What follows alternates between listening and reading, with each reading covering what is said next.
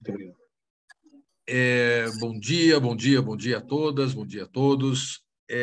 Hoje temos a aventura da apresentação do professor Jorge Antônio Batista Souza, e o tema é um tema, para nós, do Brasil, bastante interessante. Bancos multilaterais e financiamento dos estados em desenvolvimento. É um tema para nós de grande relevância, mas também, ao largo disto, o significado dessa apresentação para o NEAD é exatamente a questão da transposição do oceano. O professor Jorge está diretamente em Portugal, da internacionalização do nosso PPGD, o Programa de Pós-Graduação em Direito, abarcando a parte de Relações Internacionais, e portanto, é uma grata satisfação, então, duplamente, tanto da parte da internacionalização quanto da oportunidade de ouvir o professor Jorge. Mas, antes de abrir, algumas questões importantes, já que no dia, nossa próxima reunião do NEAD, em termos dos sábados, vai ser no dia 22, mas no dia 21, nós teremos a parte relativa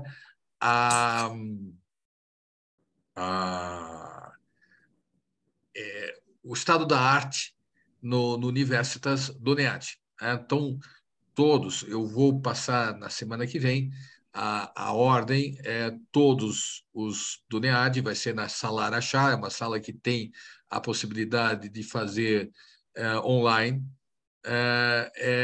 Nós teremos, então, a apresentação de todos os temas de pesquisa do NEAD, englobando a parte dos TCCs, dos PIBICs, dos mestrados, dos doutorados. Teremos a apresentação para a graduação e, ao mesmo tempo, para a avaliação de um comitê de professores doutores que estarão comentando o estado da arte de cada um dos temas apresentados.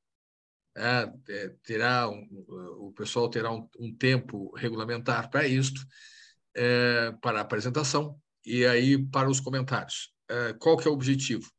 Ele também é um objetivo duplo: auxiliar na pesquisa, ao examinar o estado da arte de cada um dos pesquisadores, bem como fazer com que o pessoal da graduação entenda como se faz a pesquisa.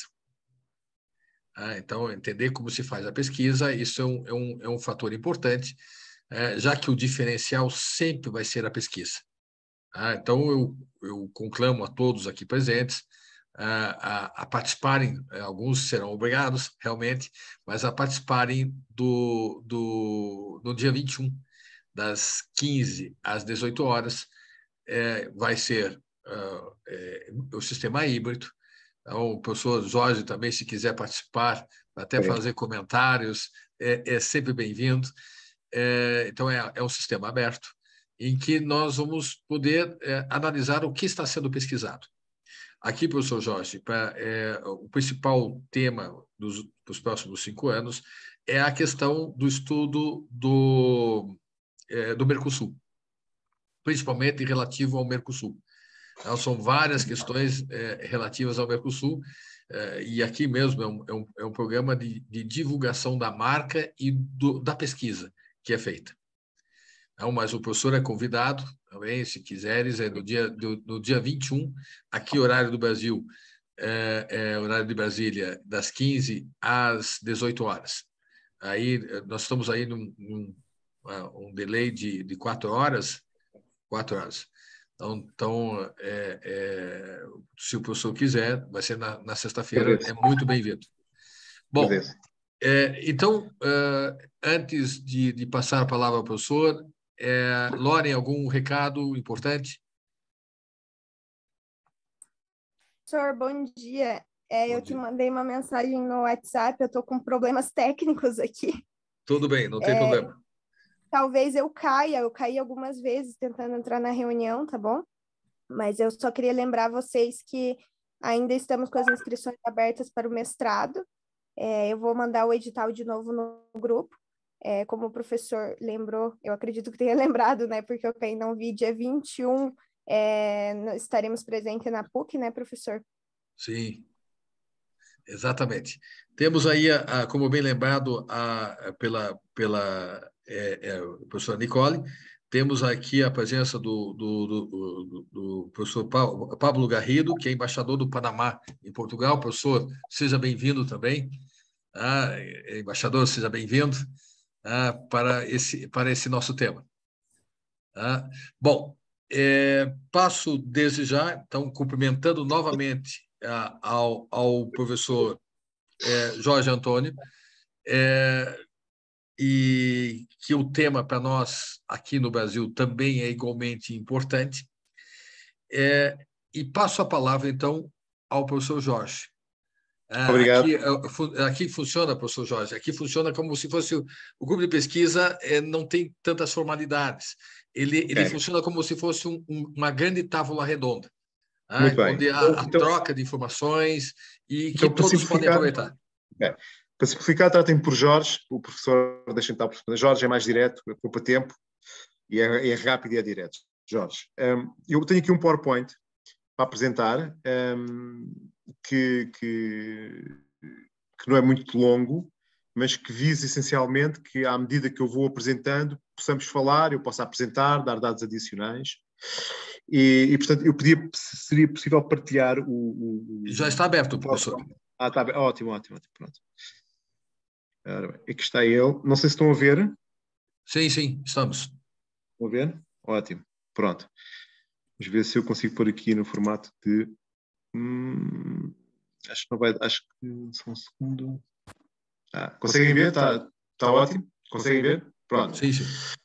Bom, antes de mais, gostaria de saudar aqui o meu amigo Pablo. Um grande e forte abraço.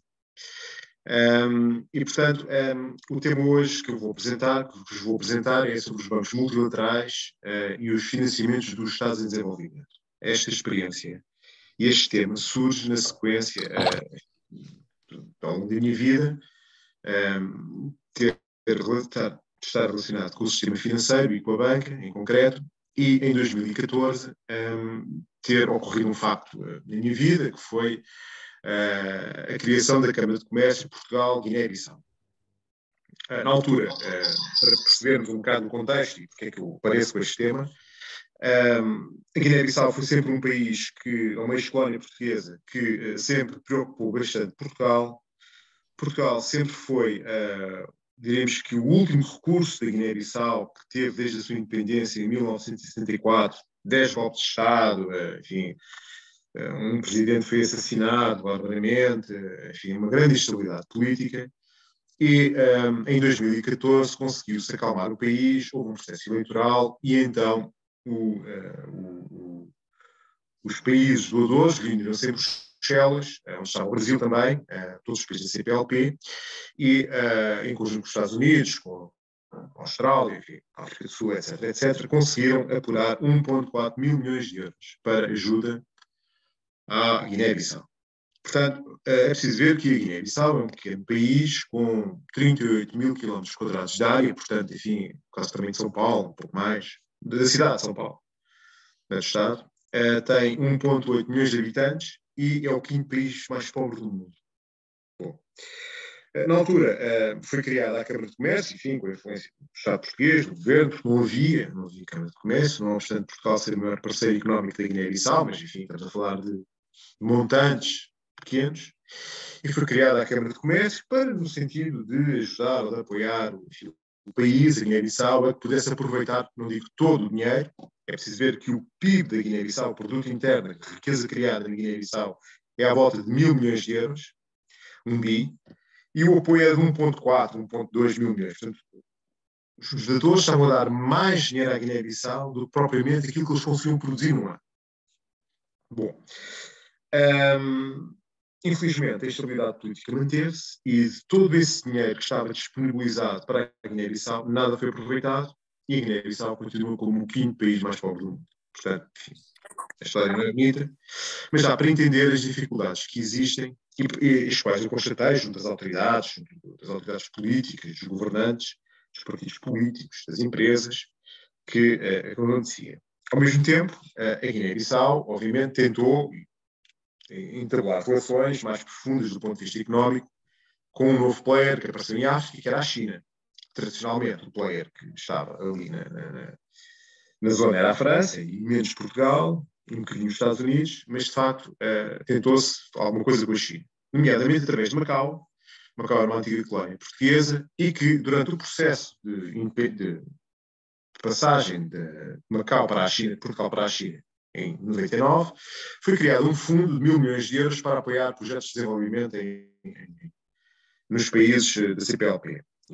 Portanto, o nome desse fundo é o Fórum Macau, a instituição é o Fórum Macau, e que alberga todos os países da CPLP e que pretende fazer projetos com esse dinheiro. Bom, até à data, nada foi feito. Mas, seja como for, as intenções estão lá escritas. Por conseguinte, isto leva ao tema do quanto é importante os países terem algumas estruturas que lhes permitam receber dinheiro e que permitam, ao mesmo tempo, ter credibilidade para que se possam dirigir às instituições internacionais e obter dinheiro. Porque, em boa verdade, o dinheiro existe. O processo mais difícil é obter esse dinheiro, de modo a que quem doa ou quem empresta o dinheiro tenha as garantias, não só as garantias de pagamento, mas que o dinheiro não desaparece debaixo da mesa. Vulgo corrupção. Portanto, o que eu vou falar aqui um pouco é daquilo que eu assisti, enfim, na Guiné, no Senegal, na Angola, no Moçambique, na China, enfim, também no Brasil, e que muitas vezes não tem a ver essencialmente com a falta de dinheiro, com a falta de vontade de meter dinheiro nesses países, mas com a constatação clara de que não há condições para que o dinheiro seja colocado, seja investido e que gere alguma coisa. Apenas, uma vez tive um think tank onde estava, na altura, presente o subsecretário de Estado dos Estados Unidos da administração Trump, e ele saiu-se com uma frase muito gira, que disse, olha, faz mais efeito dar $1.000 a uma vendedora de peixe em Lagos, na Nigéria, do que dar €1 milhão ou $1 milhão enfim, ao governo para fazer seja lá o que for, porque a senhora investe o dinheiro, sustenta os filhos, cria o Estado provavelmente esse dinheiro desaparecerá numa obra faraónica, enfim, uma coisa qualquer, e não terá o reflexo na população. Portanto, a temática é esta, é a boa governança, é respeitar as regras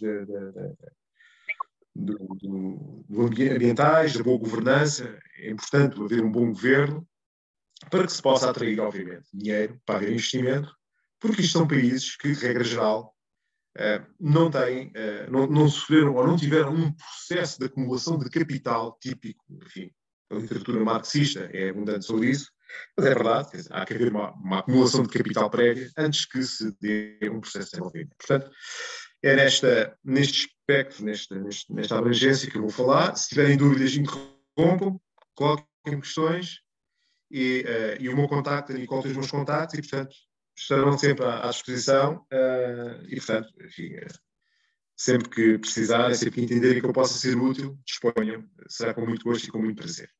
Portanto, vou começar aqui a ver se, portanto, os temas que eu vou abordar aqui no início. Portanto, vamos falar da ordem internacional, dos bancos multilaterais de desenvolvimento, as vantagens deste financiamento, o conceito da ESG, portanto, environment, do ambiente, da sociedade e do bom governo. Depois, falei um bocadinho da governança nas instituições, a governança e o mercado. Enfim, há muita gente que defende que há os fundamentalistas do mercado. Depois há a governança e a questão do desenvolvimento, e depois uma conclusão, e as referências bibliográficas, no caso de quererem consultar algum dos livros que eu aqui foco, alguns dos artigos.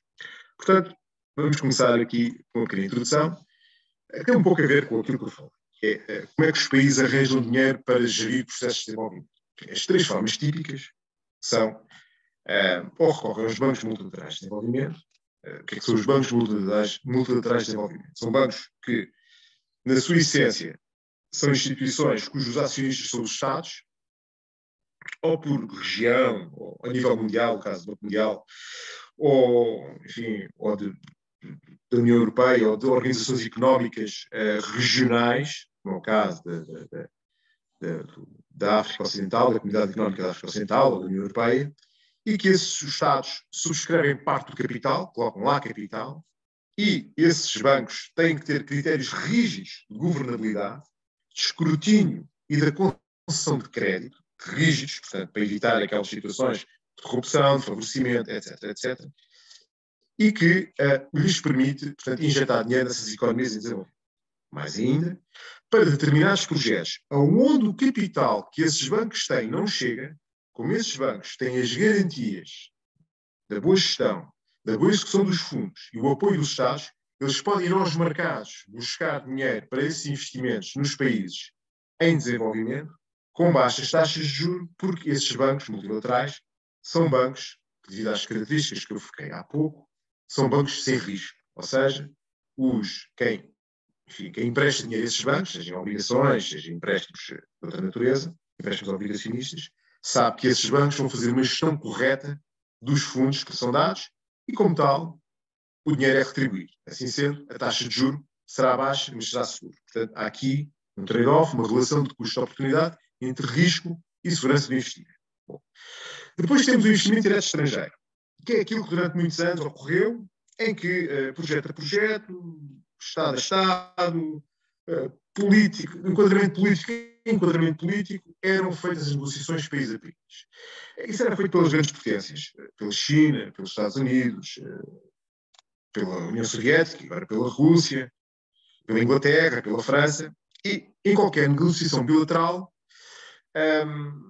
enfim, nós sabemos que há sempre uma parte mais fraca que a outra. E às vezes as situações acabam por ter, e eu falarei mais à frente, acabam por ter repercussões muito negativas para os países mais fracos na negociação. E, portanto, depois temos foram os acordos bilaterais entre os países, e depois temos o investimento direto estrangeiro, que é aqui o 1 com 2, o investimento direto estrangeiro.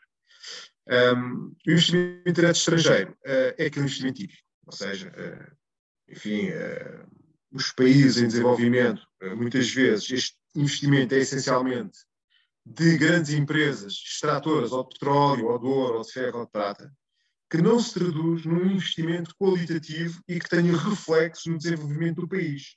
Porque, na maior parte das vezes, o que apenas extraem, o valor acrescentado da produção ou desses produtos é colocado noutros países e, portanto, enfim, o que fica ali é muito... um exemplo, enfim, eu no outro dia não sabia, que o Brasil, o caso brasileiro, em que o Brasil é um grande produtor de petróleo, a partir do momento em que conseguiu começar a extrair petróleo da Baía de Santos, e que não tem refinarias, ou seja, o Brasil importa gasolina, gasóleo, enfim, combustíveis refinados, porque não tem capacidade de refinar o petróleo que extrai numa economia em forte crescimento, que é a economia brasileira. Portanto, aqui, esta lógica também se pode aplicar ao Brasil. Eu vou dar agora um exemplo contrário, que é o caso português. Nós temos uma capacidade de refinação de petróleo superior àquela que enfim, ao nosso consumo, aliás. Nós tivemos que encerrar uma refinaria. Encerramos uma refinaria aqui há uns anos. E por incrível que pareça, essas refinarias foram efetuadas não porque Portugal se queria transformar num grande player no mercado de petróleo, mas decorrido do facto de ter sido descoberto petróleo em Angola na década de 60 e na década de 70 do século passado. E então construíram-se as refinarias em Portugal para refinar esse petróleo para depois ser exportado. Portanto, uma lógica completamente diferente e que, por incrível que pareça, acabou por trazer a Portugal dividendos quando a intenção era completamente a contrária. Portanto, não tinha nada a ver com Portugal ser produtor de petróleo, por ser um player no mercado de petróleo. Nada disso. Bom, portanto, estes três tipos de investimento são aqueles que, de regra geral, são mais utilizados para investir em países, e neste caso em particular, nos países em desenvolvimento.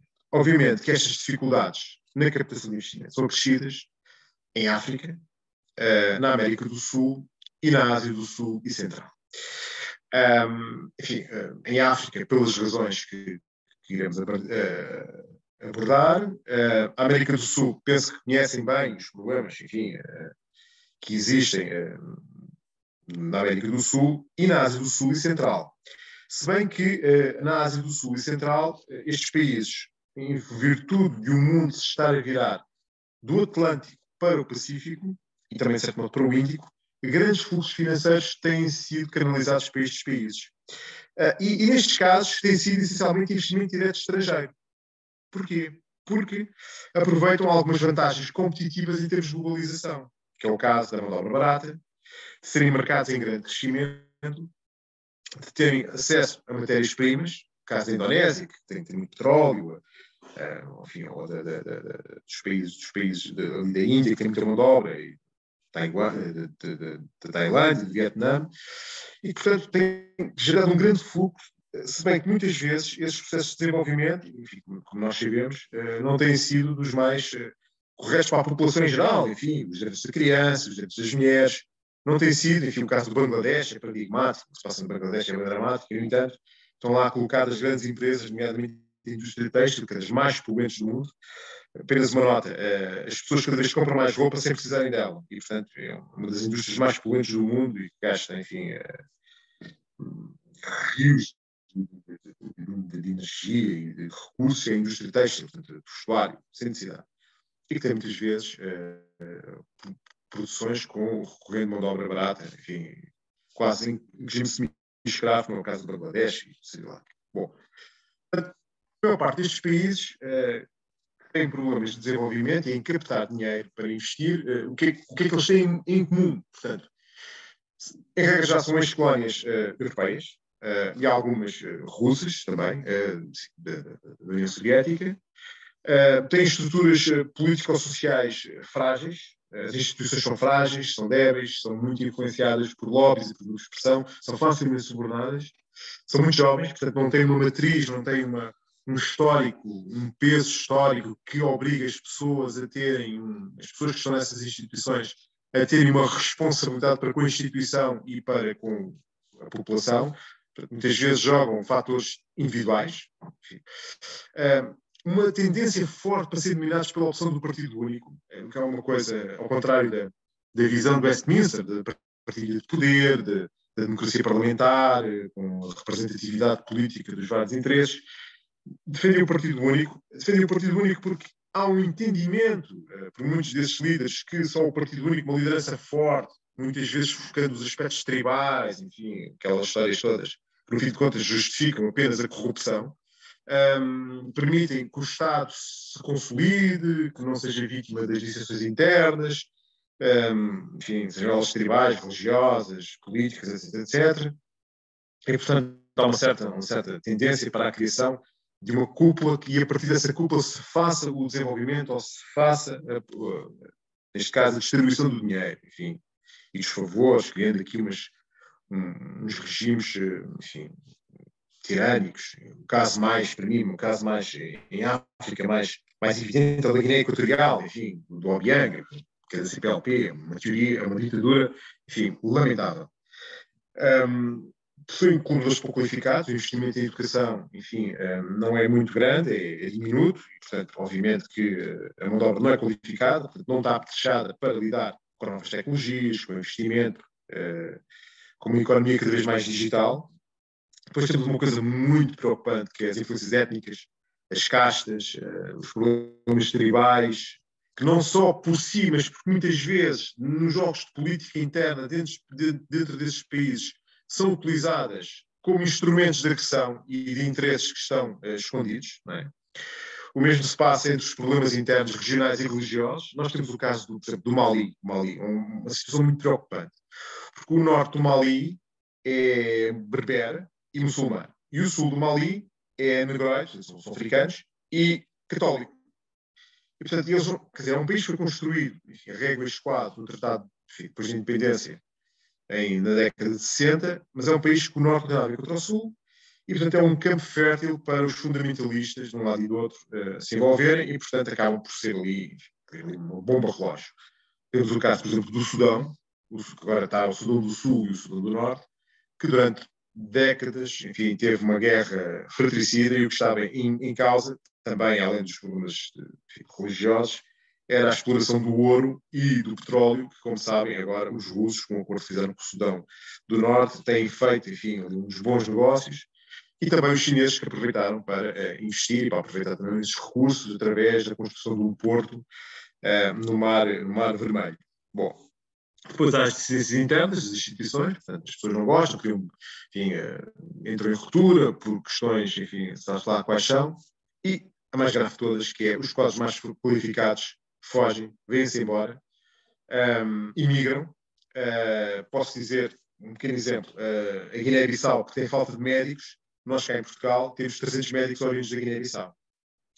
Portanto, a Guiné-Bissau não tem médicos, tem muito poucos médicos. Os médicos que têm, muitos deles, são oriundos de Cuba, num regime de semi-escravatura que o governo cubano faz, aprendendo o passaporte dos cooperantes cubanos e pagando metade daquilo que o governo da Guiné-Bissau paga. E, portanto, é o que temos. É o que temos. Quer dizer, os passaportes são retidos para que eles não possam fugir, obviamente. E, como tal, enfim, a Guiné-Bissau tem muito poucos ou quase nenhum médicos. E os médicos são formados, fogem para Portugal. Pronto. Isto é umas características não muito bonitas, mas é o que é. Bom, muitos destes países, em resultado de tudo isto, não é? E não obstante os apoios que foram dados por muitas organizações após a Segunda Guerra Mundial, e mesmo no contexto da Guerra Fria, em que a União Soviética dava dinheiro, os Estados Unidos davam dinheiro, enfim, a Europa também dava dinheiro, toda a gente dava dinheiro, e esse dinheiro muitas vezes fumava-se, desaparecia. E os países, neste momento, como não criaram instituições, não conseguiram consolidar os poderes internos, muitos desses países são autênticos Estados falhados. O mais evidente de todos é a Somália, onde os Estados Unidos intervieram na década de 90, enfim, com maus resultados. A Guiné-Bissau é um Estado que, enfim, vai se mantendo com grande esforço. E depois há outros países em África, enfim, o caso do Mali, enfim, está completamente desliçado, o Sudão que se dividiu, e há outros países que, o caso do Congo, da República Democrática do Congo, a Zaire, em que de facto o poder de Kinshasa não chega, enfim, que é a capital, o poder que está em Kinshasa na capital, não chega ao resto do país. Enfim, as tribos, as milícias armadas dominam grandes partes do país e controlam os recursos, fazendo eles próprios os negócios e sustentando essas milícias. Portanto, enfim, o panorama é o que é, e, portanto, é muito difícil, nestes contextos, haver financiamentos ou apoios, seja lá para o que for. Isto também resulta de que a ordem internacional, no pós-Segunda Guerra Mundial, foi construída em função dos países vencedores e dos países do Norte, do Hemisfério Norte. Em ponto da verdade, é preciso dizer que, muito provavelmente, enfim, isto é uma sensação que eu tenho, apesar de haver movimentos independentistas que eram financiados e que, obviamente, eram legítimos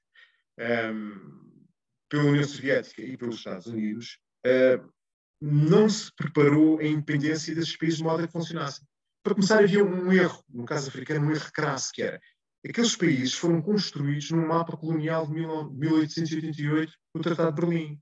Ou seja, juntaram-se povos que nada tinham a ver uns com os outros. E assim ficou. Bom, não sei como é que isto irá, mas é muito provável que muitos desses países, e espero eu, que no caso de se separarem ou de a integridade territorial ser desfeita, que seja feito, enfim, em acordo sempre, como aconteceu, por exemplo, na Europa, que a Checoslováquia.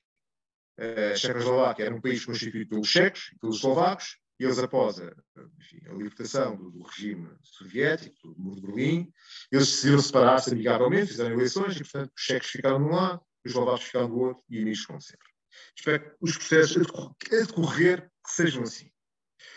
Bom, bem, esta ordem internacional foi construída e muito a pensar nos países do Norte, na reconstrução do pós-Segunda Guerra Mundial, não tinha muito a ver com os problemas de desenvolvimento dos países do Hemisfério Sul, e, portanto, ele resultou no processo de reconstrução da Europa Ocidental, com o Plano Marshall, os fortes investimentos que os Estados Unidos fizeram na Europa. Aliás, os Estados Unidos, como estavam cheios de dinheiro, porque venderam armas, venderam tudo à Europa e à Rússia e à China também, estavam cheios de dinheiro, tinham que aplicar esse dinheiro e aplicaram, e bem. A título de curiosidade, a Inglaterra acabou de pagar os empréstimos da Segunda Guerra Mundial há coisa de 4 ou 5 anos. Temos o caso do desenvolvimento e da reindustrialização do Japão. O Japão estava completamente destruído, aliás, pelas bombas atómicas, enfim, e foi, enfim, totalmente reconstruído enfim, e hoje em dia é o terceiro maior exportador do mundo, terceiro ou quarto maior exportador do mundo. Posteriormente, e no seguimento da Guerra da Guerra das Coreias e também do Vietnã, os Estados Unidos, de modo a controlarem aquele arco envolvente da China e da União Soviética, não obstante a China e a União Soviética têm forte divergência e têm estado à beira do confronto uma com a outra na década de 60, todos aqueles países ali à volta foram apoiados fortemente pelos Estados Unidos. O caso de Taiwan, de Hong Kong, Macau e Singapura, e a Coreia do Sul, obviamente, ou da guerra, os Estados Unidos fizeram um forte investimento. E recentemente, já no século XXI, não só os Estados Unidos, mas também a Austrália, a Nova Zelândia, portanto, todos aqueles países que queriam ter ali um cinto de proteção que circunscrevesse o poder da China e da Rússia. E já no século XXI, e no finais do século XX, e no princípio do século XXI, os países que saíram da Europa de Leste, que saíram da cortina de ferro. Portanto, eram países que tinham estado subjugados ao poder da União Soviética, que não é simpático, e, portanto, a Europa e os Estados Unidos fizeram grandes injeções de capital, a Europa integrou quase todos esses países na União Europeia e foi, inclusive, criado um banco multilateral, que é o Banco Europeu de Reconstrução e Desenvolvimento, o BERD, para promover o desenvolvimento destes países, bem como da Alemanha de Leste, da parte da República Democrática Alemã, que foi integrada na Alemanha Federal. E, portanto, todo este esforço que foi feito, recorrendo ou a projetos específicos como a Marshall, ou a investimento direto estrangeiro, como foi no caso dos tigres asiáticos, ou através, e com grande peso, os multilaterais, no caso dos países de leste, através do Banco Europeu de Reconstrução e Desenvolvimento e da União Europeia, e os fundos da União Europeia, portanto, tudo isto possibilitou que todos estes países se tornassem países desenvolvidos. Uma característica curiosa é que estes países do Sudoeste Asiático são países com características mais perto de países do Hemisfério Sul, eram países agrícolas, eram países com poucos recursos, e que mesmo assim conseguiram dar um salto qualitativo e tecnológico em 20, 30 anos, o que é fantástico. Há aqui uma pequena nuance relativamente a Taiwan que é importante referir. Taiwan é o que é por dois motivos. Primeiro, pelo apoio forte dos Estados Unidos. E em segundo, porque quando o Mao Tse-tung tomou o poder na China, fugiram os 3 milhões de chineses para Taiwan com medo e com razão do Mao Tse-tung, obviamente. E fugiram. E, obviamente, que quem fugiu era quem tinha posse, era quem tinha dinheiro.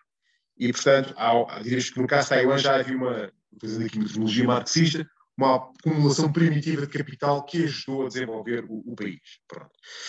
E, portanto, isto é o quadro geral e, como podem ver, quem é que está aqui excluído? Os países em desenvolvimento. Os países em desenvolvimento, portanto, esta arquitetura, estas preocupações não foram tidas em linha de conta, foram entregues a si próprios, um bocado a si próprios. Eu não percebo muito a América Latina, para ser muito honesto, é mais África e um pouco da Ásia, mas há aqui alguns dados curiosos sobre a América Latina, nomeadamente a América do Sul, não tanto a América Central, que é, após a Segunda Guerra Mundial, a situação de alguns países, nomeadamente a Argentina e o Brasil, era extremamente positiva. Eu li um pouco sobre a Argentina e fiquei estupefacto. Apenas uma pequena nota. No início da década de 70, a Argentina tinha um nível de vida superior a de muitos países europeus, incluindo Portugal. Agora, os governos, o problema da ditadura, enfim, eu não conheço nenhuma ditadura que tenha desenvolvido um país, e todas as questões que se desenvolveram na Argentina, a hiperinflação, a corrupção, a desorganização do Estado, as privatizações mal feitas, etc., levaram a que a Argentina hoje em dia seja um país feliz, seja um país, enfim, com muitas... eu sei que há uma rivalidade Brasil e Argentina, mas também ninguém deseja mal enfim, aos vizinhos, não é? E, de facto, a Argentina é um caso que me desperta alguma curiosidade. É como é que um país que tinha tudo para ser um país de sucesso chegou àquele ponto. Um país completamente falido, cheio de dívidas, de ter perdões, enfim, e pronto. E, portanto, diríamos que em alguns países, no caso da América Latina, não se olhou tanto porque, de facto, eu penso, enfim, na altura não era nascido, mas eu penso que havia a ideia de que a América Latina, a América do Sul em particular, no caso da Venezuela, do Brasil, da Argentina, do Chile, que eram os mais desenvolvidos, tinham por si só já entrado num processo de desenvolvimento que os levaria rapidamente a um processo similar ao do Japão, ou da Coreia do Sul, antes da Coreia do Sul lá chegar. E, portanto, há uma certa... Por aquilo que eu tenho lido, há uma certa... Enfim, o que é que terá... Porque a coisa não correu bem? Se tinha corrido bem até aí, porque é que não correu bem? Bom, Portanto, temos de facto aqui uma questão preocupante, que é, se não há investimento, enfim, também não há aumento da produção, não há desenvolvimento, não há medidas das condições de vida, etc, etc. E, portanto, desculpa.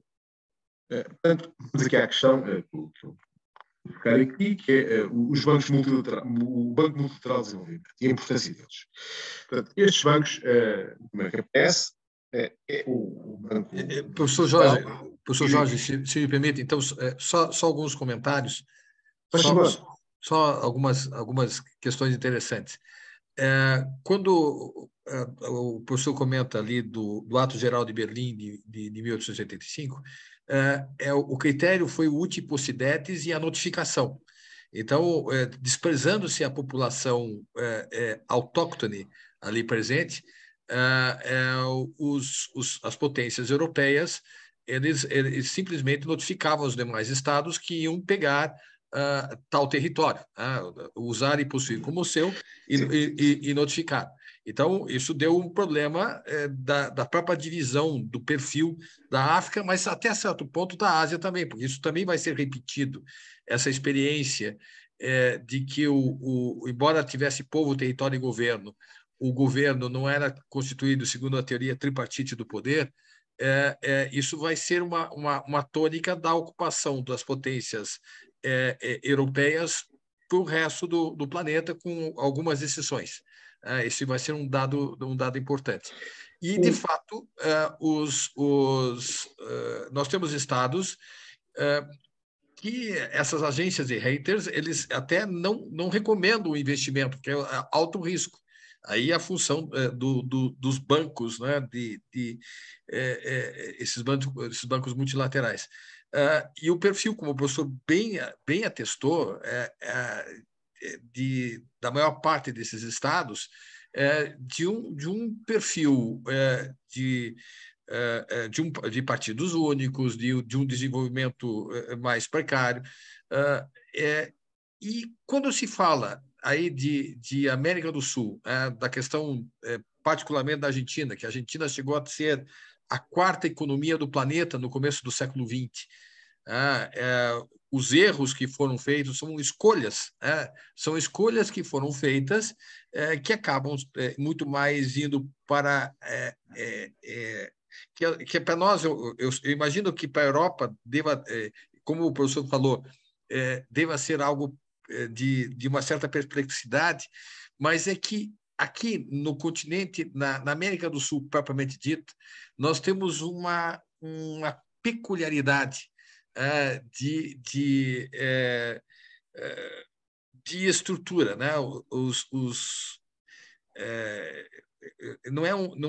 A ditadura aqui ela tem um perfil um pouquinho diferente da ditadura europeia. Os movimentos sociais, os caudilhos, aqui o movimento do caudilismo, ela tem uma peculiaridade diferente que está ausente na Europa. Não dá para dizer que o salazarismo teve de questões caudilescas, que o franquismo teve. Não teve. Aqui a peculiaridade ela é diferente. No Brasil nós tivemos em menor grau, mas é um fenômeno presente na América Latina, principalmente na Argentina. Então, ele tem uma reunião de um certo ditador, de um certo pai de todos, uma certa condição que estão ausentes na Europa, mesmo na América do Norte, na América Latina, mas nas Antilhas ou no México, mas que é muito presente aqui na América Latina, é uma característica própria, é uma construção própria de um coronelismo que está ausente em outros lugares. É um fenômeno nosso. E isso explica algumas questões, algumas escolhas que foram feitas. Causa perplexidade ao pessoal do Norte? Causa. Mas para nós, não. É algo que foram escolhas. Claro que tem um custo, né? O investimento aqui, e uma das causas porque nós falhamos, na questão do desenvolvimento, talvez esteja muito mais calcada na peculiaridade do caudilismo e na peculiaridade da forma de educação. Isso acabou acarretando alguns problemas sérios. Então, só fazer esse comentário, professor. Por favor, continue. Sim. Muito interessante. Relativamente ao comentário, fazendo um comentário ao seu comentário, estou plenamente Claro. O problema da América do Sul, na minha perspectiva, repare, assim, nós portugueses não somos bem europeus. Nós temos aqui uma particularidade que é, nós temos, enfim, os europeus veem que nós somos o fim da Europa, nós somos o princípio da Europa. Nós temos uma relação muito intensa com os Estados Unidos, com o Brasil, com Angola. É fácil qualquer português ter relações com outro, até porque nós, coitados, o único que temos é a Espanha, portanto, enfim, não, temos um bocado circunscritos, não temos mais nenhum vizinho, enfim, portanto, temos que traçar o mar e falar com outras pessoas. O fenómeno, há bocado com uma expressão que nós em Portugal utilizamos muito, que é o coronel, a famosa figura do coronel, aquela figura, enfim, muitas vezes domina a região, enfim, com um ar autoritário. O caso da América do Sul é tipo, pelo menos a perspectiva que eu vejo, é um bocado tipo onda. Tem momentos em que, de facto, as coisas correm muito bem e há outras em que correm muito mal. O que eu acho que há uma grande fratura social na América Latina. O caso da Argentina é que, a par de uma elite ou de umas classes sociais extremamente desenvolvidas e de ponta, há todo um outro caudilismo que já vem da tradição espanhola, que já vem de Pizarro, de Cortés, daquela imposição, daquele militarismo, que é muito espanhol. Enfim, nós também temos aqui algumas divergências com os espanhóis, não são vocês com os argentinos. E que, de facto, em situações críticas vêm ao de cima e que destrói tudo. E, portanto, eu acho que aquelas classes mercantis ou burguesas, na expressão de burgo, de desenvolvimento, de comércio, que no início da Segunda Guerra Mundial, no início do século XX, dominavam a Argentina, foram ultrapassadas por essas classes. Muitas vezes até, por aquilo que eu li, em jogos económicos, em que se privilegiava, por exemplo, os negócios agrícolas do que os negócios industriais. Ou seja, alocava-se mais recursos para os negócios agrícolas e para as classes que dominavam a agricultura do que para as classes industriais e tecnológicas. E isso tinha o seu peso político. E nós sabemos de antemão que quando as classes mais conservadoras são valorizadas em termos de regime político, enfim, quando digo conservadoras, não estou a falar, enfim, estou a falar daquelas conservadoras, enfim, há vários tipos de conservadorismo. As coisas acabam por não correr bem, assim, porque muitas vezes se privilegiam aquelas correntes mais progressistas, enfim, as coisas também não correm bem. Portanto, quer dizer, acho que o equilíbrio é que é o difícil. E acho que essa fratura que existe em muitos países da América do Sul, e o caso da Argentina, para mim, é exemplificativo, acaba por ser o grande ónus que acaba por se refletir. Há um caso que aconteceu, na altura, acho que o presidente era o Carlos Menem, em que eu prefiro estupefacto, que foi, ele, a certa altura, decidiu fazer uma coisa, como não concordava com as leis e como aquilo estava cheio de corrupção, ele alterou a Constituição do Supremo Tribunal. Não se pode, enfim, eu agora não quero entrar muito na política brasileira, até porque também tem eleições, mas, quer dizer, e sei que há aí umas divergências entre o governo, o poder executivo e o poder judicial, enfim, mas jamais entre para algum. Se pode isso acontecer. Há um exemplo, há um caso que é o Roosevelt, o presidente norte-americano, que ganhou a Segunda Guerra Mundial, teve também, quando foi o New Deal, portanto, o projeto, enfim, que dizemos que o pai de todo o intervencionismo estatal nos Estados é, além de Bismarck na Alemanha no século XIX, é Roosevelt nos Estados Unidos, portanto, são os pais do intervencionismo estatal na economia. Não é? Roosevelt, quando quer fazer isso contra um Supremo Tribunal muito conservador nos anos 30, ele é bloqueado pelo Supremo Tribunal. E ele, mesmo assim, para resolver a crise de 1929, ele, mesmo assim, não substituiu ou não alargou o número de juízes do Supremo Tribunal. Portanto, há que haver aqui um respeito institucional e a consideração de que, de facto, sem isso não é possível. E, de facto, a situação do Menem, para mim, foi exemplificativa e deu, diríamos que, a luz de que, se este indivíduo pode fazer isto, enfim, o que é que ele não pode fazer? E, de facto, o resultado está à vista de todos. Né? Bom, voltando aqui aos bancos multilaterais. Depois eu também podia falar um bocadinho da Conferência de Berlim, se quiserem, ao fim, e quanto ao papel de Portugal na Conferência de Berlim, que é muito interessante, podemos falar sobre isso, mas eu depois estarei à vossa disposição. Mas voltando aqui aos bancos multilaterais. Portanto, os bancos multilaterais foram feitos a pensar, de um modo geral, nos países do Norte, do Hemisfério Norte. Enfim, do Japão, da Alemanha, da Itália, enfim, desses países todos. Portanto, ao mesmo tempo, foi feito o Fundo Monetário Internacional, porque sabia-se de antemão que havia países, o famoso Fundo Monetário Internacional, dizemos que é o bombeiro dos fogos, quando já ninguém empresta dinheiro a ninguém, vai-se bater à porta do Fundo Monetário Internacional, e todos nós sabemos que as políticas do Fundo Monetário Internacional são o que são. Portanto, há ali quase uma dose de castigo divino que não deveria existir, enfim, mas pronto. Aos países que recorrem ao FMI, Portugal recorreu ao FMI há pouco tempo, pela mesma razão que muitos recorrem, que é, nós tivemos um primeiro-ministro que esteve preso e com efeitos de corrupção, foi o José Sócrates. Portanto, e que está em tribunal e estará, que tem processos que nunca mais acabam, esteve preso, foi solto, vai estar preso novamente. E, portanto, nós temos que recorrer ao Fundo Monetário Internacional com todas as características que eu há pouco fui falando, em Portugal. Bom, e o Acordo Geral sobre Tarifas do Comércio, que agora deu origem à Organização Mundial de Comércio, e com isso os Estados Unidos, com esta arquitetura que eles fizeram, e bem, não obstante todas as contrariedades que o FMI possa ter, a Organização Mundial de Comércio, etc., mas, enfim, criaram uma estrutura que funciona, tentaram promover o equilíbrio monetário e financeiro entre os países, baseados no ouro e depois, a partir de 63, no padrão dólar. Enfim, os Estados Unidos não só o luxo de poderem fazer estas coisas, mas é o que é, e, portanto, conseguiram criar aqui um processo de desenvolvimento e de globalização de que a maior parte da população beneficiou, a população mundial beneficiou, e que, de facto, conseguiu trazer em praticamente todo o mundo, até agora, à situação, pelo menos na Europa, e também, de certo modo, uma maior pacificação. Aqui há uma abordagem curiosa, enfim, que eu defendo muito bastante, e a Nicole já tivemos a ocasião de falar sobre isso, o professor Nicole, e com o professor Pablo, que é a questão do institucionalismo neoliberal, ou seja, quanto mais há comércio internacional, quanto mais há relações entre os países, quanto mais há independências, há uma menor intenção de criar conflitos, de criar desvalorizações competitivas de moeda, que foi o que aconteceu, enfim, né? E que uma das causas da Segunda Guerra Mundial, com a Alemanha, para poderem pagar as dívidas da Primeira Guerra Mundial, não é?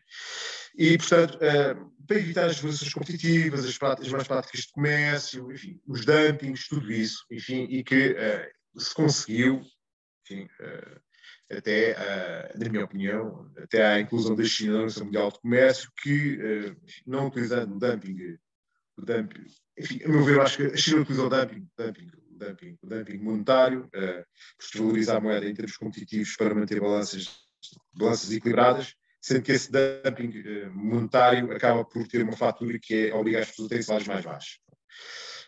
Mas, ok, isso é outra questão. De modo que esta arquitetura foi criada a pensar nos países do Norte, e os países do Sul precisavam essencialmente do quê? De dinheiro para investir em infraestruturas, em comboios, em hospitais, em vias de circulação, em educação, enfim, foram deixados de lado. Até porque muitos desses países não existiam quando estes acordos foram feitos.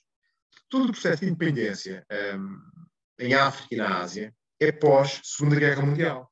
O caso e como o professor muito bem focou há pouco, o caso da Indochina francesa, do Vietnã, do Laos, do Camboja, o caso da Birmânia, dos ingleses, o caso da Índia, em 49, os ingleses também, todos aqueles países do Golfo, o Catar, o Kuwait, a Arábia Saudita, todos esses países, portanto, tornaram-se independentes depois da Segunda Guerra Mundial.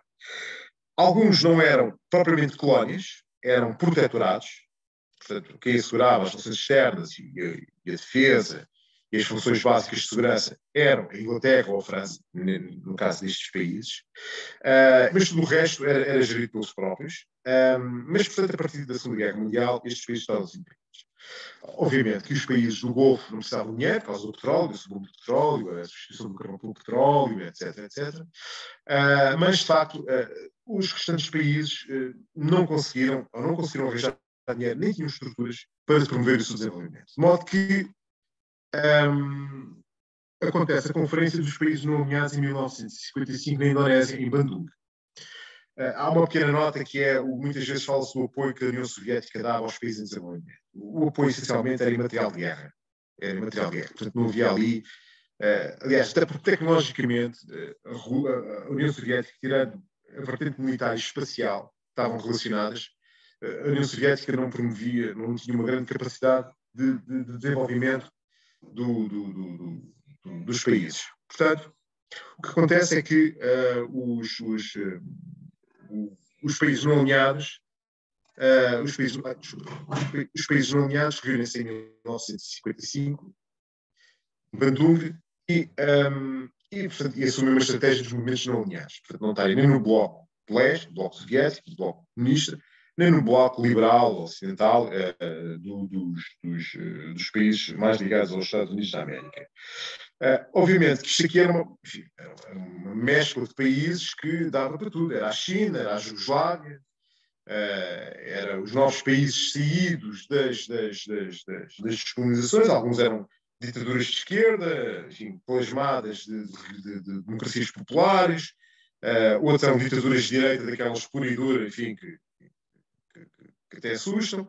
E, portanto, diríamos que nós cá em Portugal utilizamos uma expressão que é um albergue espanhol, que é quando se junta muita gente, não dá nada a ver uns com os outros. A expressão albergue espanhol é muito simples, já explico porquê, porque houve a guerra civil em Espanha antes da Segunda Guerra Mundial, os espanhóis fugiam para Portugal e, portanto, ficavam em albergues. Portanto, era um albergue espanhol, onde se juntavam, enfim, republicanos, monárquicos, fascistas, portanto, juntavam-se todos ali fugidos da guerra. Este foi o albergue espanhol. Portanto, enfim, o movimento não alinhados era um bocado o albergue espanhol, cheio de intenções, enfim, havia alguns líderes proeminentes, como o caso do Tito, da Jugoslávia, enfim, Mao Tse-tung, mas de facto, enfim, a coisa não se vê. Em todo caso, deu origem a um processo de consciencialização dos problemas de desenvolvimento, de falta de financiamento, e isso gerou o quê? Gerou o aparecimento de um conjunto de bancos de desenvolvimento multilaterais com cariz regional. Não quer dizer que os acionistas desses bancos fossem só os países da região, não. Todos os países, ou melhor, a maior parte do capital desses bancos estava aberto aos países que quisessem entrar. E um dos últimos que foi criado foi o Banco Asiático de Investimentos e Infraestruturas pela China, que é a potência concorrente dos Estados Unidos. E em que todos os países do mundo, praticamente todos os grandes países do mundo, são acionistas, com exceção do Japão e dos Estados Unidos, que não são acionistas deste banco. Portanto, o Japão, enfim, porquê?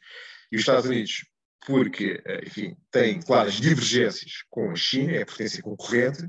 O Japão, idem, até porque há problemas de segurança e de relacionamento histórico entre o Japão e a China, enfim, tiveram guerras entre eles, invasão da Manchúria, etc, etc. E, portanto, neste banco estão todos os países, menos a Inglaterra perdão, entre o Japão e os Estados Unidos. Apenas uma nota curiosa relativamente a este banco. Os Estados Unidos opuseram-se a este banco, juntamente com o Japão, e era dada uma data limite até os outros países que quisessem subscrever o capital deste banco pudessem entrar. Então, por curiosidade, qual foi o país que subscreveu o capital à última da hora? Dos países ocidentais, portanto, do bloco, chamamos de bloco liberal, do bloco ocidental europeu. Foi a Inglaterra, o terceiro aliado inglês. Portanto, o terceiro aliado inglês foi subscrever à última da hora o capital deste banco, Banco Asiático de Investimentos, que é liderado pela China, e em 2 ou 3 dias, estou a exagerar, mas rapidamente, todos os outros países ocidentais também entraram, com exceção do Japão e dos Estados Unidos. Há aqui um dado curioso. Porquê é que este banco aparece? Este banco aparece por 2 motivos. E diz que é o grande banco multilateral de desenvolvimento concorrente do Banco Mundial. Porquê? Primeiro porque os Estados Unidos não deixam que a China tenha uma forte percentagem do capital no Banco Mundial, nem no Banco de Desenvolvimento Asiático. Não deixam. Os Estados Unidos, que é o maior acionista, diz não. Enfim. Depois, sendo a China, em vias de ser a maior economia do mundo, no Banco Asiático de Desenvolvimento, que faz parte do grupo do Banco Mundial, o Japão tem mais poder, tem mais votos, tem mais capital do que a China. Portanto, eles não deixam a China, enfim, a China não risca nada, nem no Banco Mundial, nem no Banco Asiático de Desenvolvimento. O que a China fez? Fez este banco. Que tem, obviamente, por detrás a estratégia da Rota da Seda e do colar de pernas, que é a Rota da Seda Marítima. Portanto, os chineses, em 2014, anunciam este banco e injetam com bilhões de dólares, capital em dólares, e torna-no um banco extremamente competitivo. No entanto, tem algumas lacunas, enfim, que não vem aqui para o caso, nomeadamente ao nível da análise de projetos, implantação no terreno, enfim, tem várias lacunas. E também o novo Banco de Desenvolvimento, o Banco dos BRICS, onde também está o Brasil, mas, enfim, de acordo com as últimas informações que eu tive, a presidência brasileira ainda não meteu o capital porque não concorda com a linha política deste novo Banco de Desenvolvimento. Enfim, não sei não aprofundarei o tema. Acho que a administração Dilma queria entrar, se bem que havia divergências sobre o peso que o Brasil devia ter, e acho que depois a administração Bolsonaro não meteu, enfim, não sei, enfim, normalmente podemos dizer, é uma questão ideológica, mas estamos a falar de dinheiro, quando se fala de dinheiro é questão ideológica, enfim, utiliza-se mais para mascarar os interesses financeiros do que outra coisa qualquer. Mas pronto, eu aconselho sobre o crescimento do Brasil. Isto é um mapa que praticamente todos, estás aqui faltando aqui o Banco Interamericano de Desenvolvimento, portanto, só para verem a quantidade de bancos que há de desenvolvimento a nível mundial, que é o Banco Mundial, o Banco Europeu de Reconstrução e Desenvolvimento, que eu falei para reconstruir a Europa de Leste, o Banco Islâmico, o Banco de Desenvolvimento da África Ocidental, aqui em Abidjan, na Costa do Marfim, e o BOAD, o Banco da África Ocidental. Portanto, isto são tudo bancos que são, por exemplo, Portugal é acionista de praticamente estes bancos todos. Enfim, nós nestes bancos todos temos capital investido.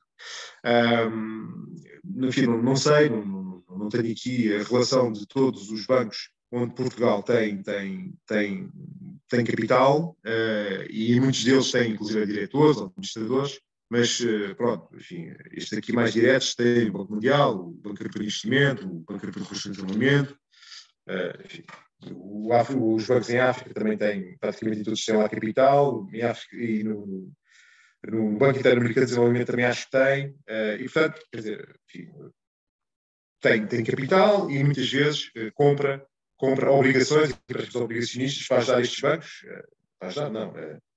investe em títulos destes bancos, porque estes bancos normalmente não, todos têm grau AAA, portanto, o grau de risco é o melhor de todos, portanto, são bancos que não têm risco de falência. Ou melhor, o risco de falência existe sempre, o risco de falência é muito pouco, é 1%, é muito reduzido. E, portanto, os bancos multilaterais cuja origem vem na Conferência dos Não Alinhados, em que toda a gente se quis libertar, entre aspas, do domínio americano, do Banco Mundial e do dictato do Banco Mundial, e, portanto, utilizou-se esta forma do Banco Multilateral de Desenvolvimento para se aplicar em todos os países. E, portanto, enfim, desde os islâmicos ou russos, aqui o IB. Também há outro nível de bancos, que é os bancos nacionais de desenvolvimento, mas não é aqui o caso, porque muitas vezes, enfim, só tem a sua ação.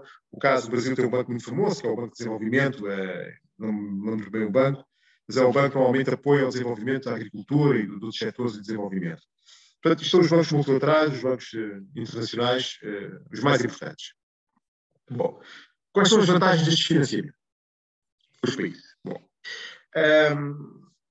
passam aos outros tipos, né? O investimento em estrangeiros, acordos de cooperação bilateral. Bom, em regra, o payback não é subjugado àquelas lógicas contabilísticas e financeiras de um project finance. Ou seja, tentar reduzir o prazo, recuperar o dinheiro mais depressa, ter uma rentabilidade maior, dar uma taxa de juros em função do rating do país, enfim, entre outras. Portanto, digamos que é mais friendly, é mais amigável os empréstimos que são dados. Depois, é sempre feito de modo a que evita a armadilha da dívida. E eu vou falar aqui da armadilha da dívida, que é o que acontece. Eu dou aqui 3 exemplos, que é o caso do Sri Lanka, de Angola, e também podia dar o exemplo das Maldivas, em que esses países recorreram a empréstimos chineses por questão. Recorreram a empréstimos chineses, enfim, os chineses abriram os cordões à bolsa, como se diz em Portugal, como é lá, deem cá as garantias e, com a crise do Covid, eles, obviamente, o Sri Lanka, que é um país dependente do turismo, do chá, enfim, de alguma pequena indústria têxtil, não conseguiu juntar o dinheiro. Angola, a mesma coisa, por via da descida do preço do petróleo, e, como tal, ficaram com a corda no pescoço, e a China, obviamente, ganhou ali um poder, um ascendente sobre estes países, sufocante. Portanto, o problema dos acordos bilaterais, financiamentos bilaterais, é este. Uma nota, e Angola, enfim, nós conhecemos aqui em Portugal particularmente bem, é que grande parte dos fundos que foram atribuídos para Angola para o desenvolvimento acabaram em contas em Portugal ou na Suíça. Portanto, enfim, é público, há muitos processos em tribunal em Portugal, com a antiga administração, com a antiga presidência angolana, e, portanto, enfim, nada a dizer. Bom, em termos microeconómicos, é importante porque estes investimentos permitem a realizar projetos com maior risco, ou seja, como a taxa de juros é mais baixa, o capital para pagar e a taxa para pagar o projeto é menos, portanto, há uma maior, enfim, diríamos que conseguem-se financiar projetos que têm mais risco. Aqui há um dado muito curioso e eu acho que o Brasil, aqui neste aspecto, é importante. Hoje em dia fala-se muito de startups. Uma das condições necessárias para estas novas startups, novas tecnologias, é a taxa de juros baixa. Porque a maior parte destes projetos, enfim, vamos a um exemplo. Se o Zuckerberg, que há 20 anos atrás, chegasse ao pé de nós e dissesse: olha, eu vou fazer uma rede social onde as pessoas vão postar fotografias e contar a sua vida.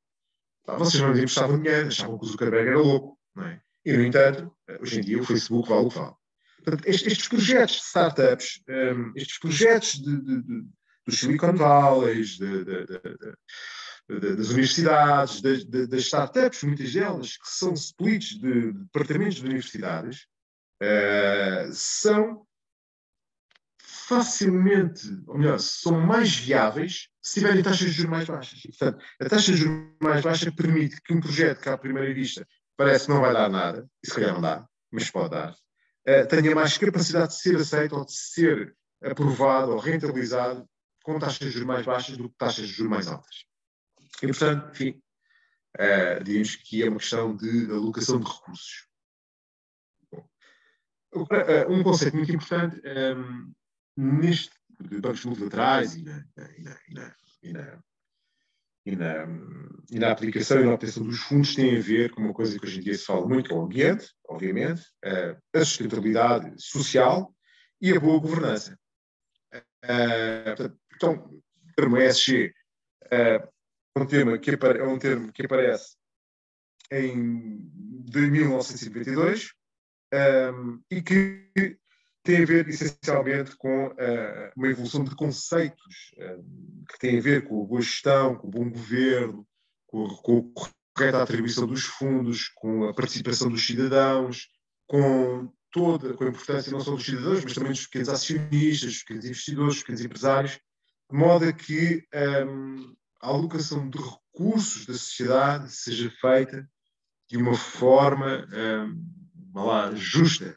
Podemos discutir aqui o conceito de justiça, mas que não esteja preso aos lobbies mais fortes e que haja uma dispersão de recursos em proveito de uma sustentabilidade a longo prazo, ecológica, ambiental, e que proteja o interesse das pessoas. Enfim, resumidamente, está aqui o quadro, depois, enfim, a minha análise aqui começa desde 1713, quando Hans Carl Bonds fala do conceito de sustentabilidade e acaba aqui nos conceitos passa, entretanto, enfim, pelo problema ambiental em Londres, com o smog, com a poluição, com o nevoeiro, quando não se conseguia respirar, até à criação de normas contabilísticas para a sustentabilidade e para o ambiente, enfim, todo um progresso de uma evolução e que os bancos multilaterais de desenvolvimento também adotaram.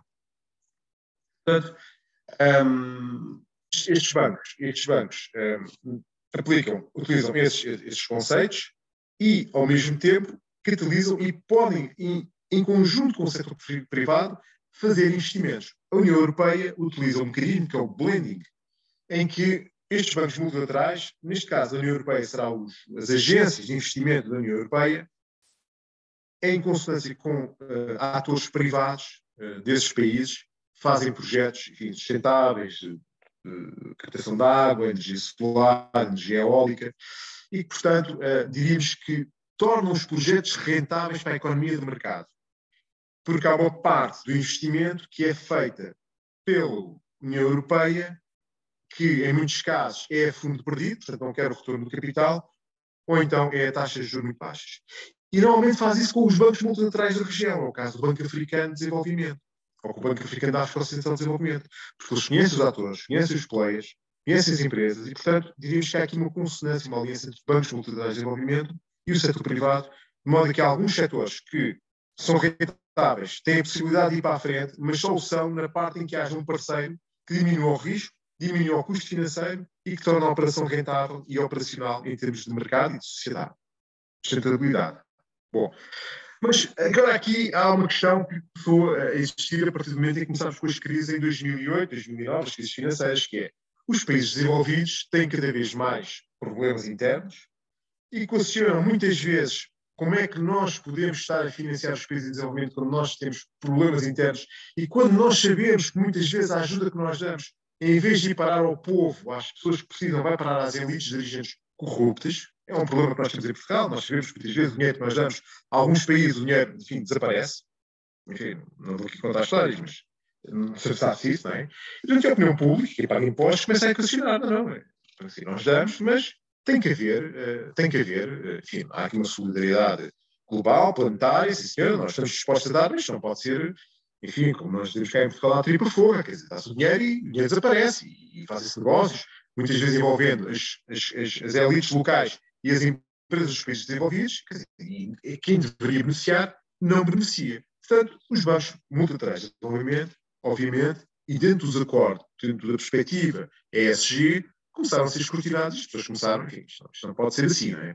Não só os bancos multilaterais, bem como também o Estado. Bom, então aqui nós entramos à questão da governança, que é as instituições de cada país têm que, para receberem dinheiro, têm que ter uma preocupação para receberem dinheiro, enfim, para poderem pedir ou para poderem receber fundos, têm que se preocupar com a sua ética, com a sua honestidade, porque senão ninguém, obviamente, que este dinheiro obtido dos Estados doadores, ou dos bancos multilaterais doadores, que vem dos impostos, ou que vem dos fundos, ou que vem das obrigações, enfim, as pessoas exigem contas. E acho muito bem, né, obviamente. Portanto,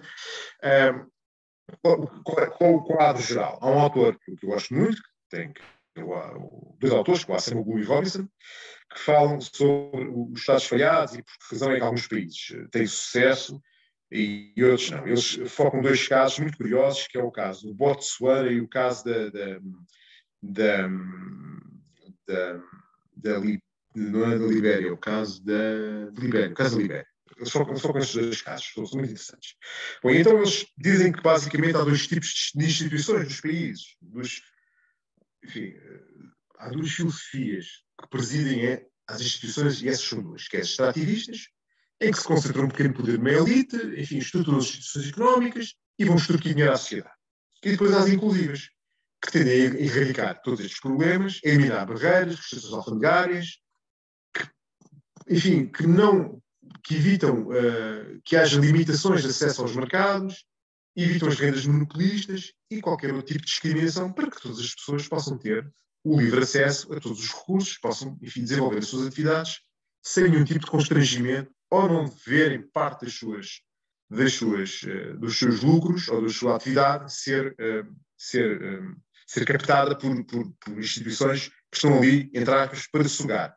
Eu vou dar um pequeno exemplo de Portugal. Portugal tem instituições extrativistas e é uma das principais causas que leva a que Portugal não seja o país mais desenvolvido. Eu vou dar um pequeno exemplo. Portugal tem vários monopólios, nomeadamente na energia, na banca e nas telecomunicações.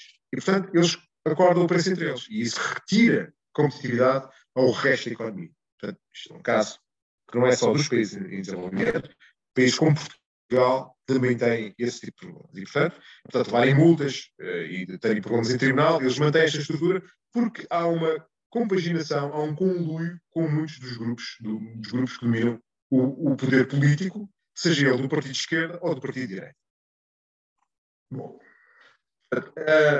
importa aqui, obviamente, falar daquilo que é a governança. Então, os critérios que eu escolhi aqui, de acordo com o Fasenfest, são o governo, o cargo, a autoridade ou a função de governar. Governar é ter o controle ou governar sobre si mesmo.